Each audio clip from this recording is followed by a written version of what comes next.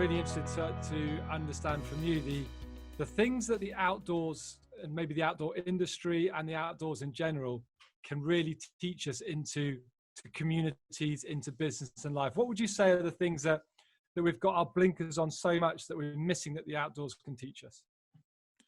So I think the problem in the world is a lack of creativity and a lack of thought. Because, you know, my scout leaders didn't set out.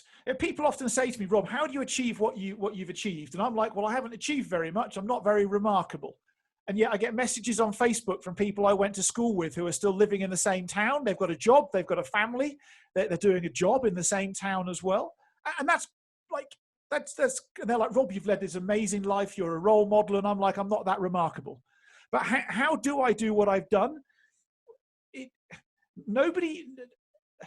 When I was in the Scouts, nobody ever mentioned resilience as a word, or perseverance as a word, or teamwork, or problem, any of that jargon. That was never, ever, ever mentioned.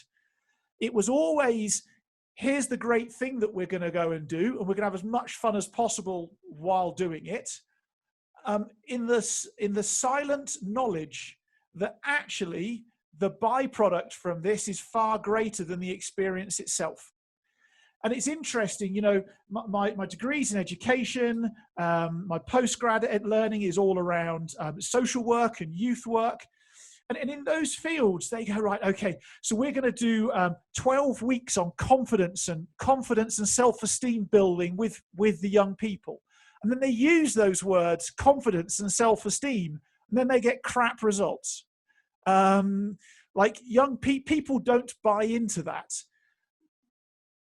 But actually, if they were to just go and do something where they know the byproduct is confidence and self-esteem, and then they offer a program that's amazing fun and really engaging, actually, like, we have to accept the fact that the outcome, we can achieve that outcome, I suppose, through a non-linear approach, and that often linear approaches don't produce the results that we want.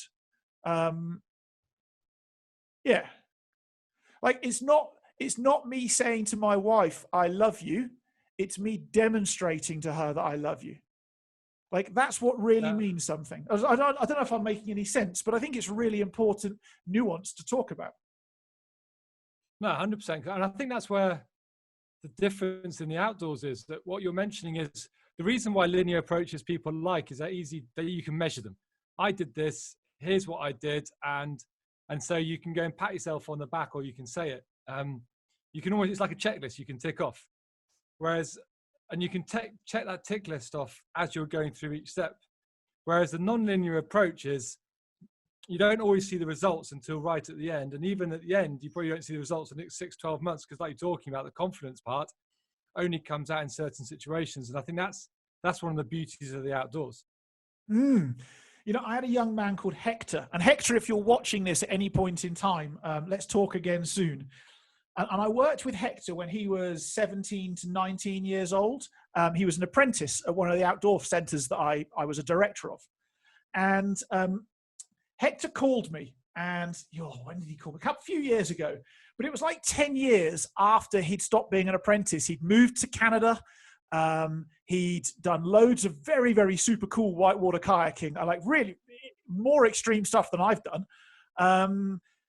He'd done all sorts of things. He'd gone from being somebody who would describe himself as not clever, and what he meant by that was not academically clever, because he is super smart, to then like enrolling himself as a postgrad into a Canadian university to go and do a degree. Do you know what I mean? And he gave me a call to thank me. He's like, I didn't understand why we were doing a lot of the stuff that we did when I was an apprentice. I didn't really get it. But 10 years later, I understand it completely. And the results from that come into my life, he said, like, I can now go and talk with anybody of any age and have a proper conversation with them off the back of what it was you made me do when I was 16 or 17 years old. And one of the things I used to get him to do was to go and read the BBC website every day, just to be more in tune with current affairs. So if we at the centre had a client come through the door who was 50 years old and a manager in a business, Hector and mentioned something like, oh my goodness me, you know, the currency's tanked over the past 3 days, Hector could actually go, oh yeah, it has. I read about that on the BBC News website. He actually can start a conversation and have a conversation as a 16, 17, 18-year-old. But that then translated into the fact that he could have a real conversation with the people interviewing him for his university place as a mature student. He could have a on-par conversation with a boss. He could bump into somebody who's got a degree in philosophy.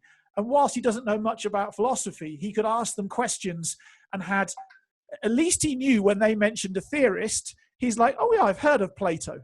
He doesn't know much about who Plato is, but I've heard about Plato. Jeepers, he was Greek, wasn't he? Teach me some more. And I just think that we're looking for short-term measurable results, which are fundamentally detrimental to somebody's long-term successful life.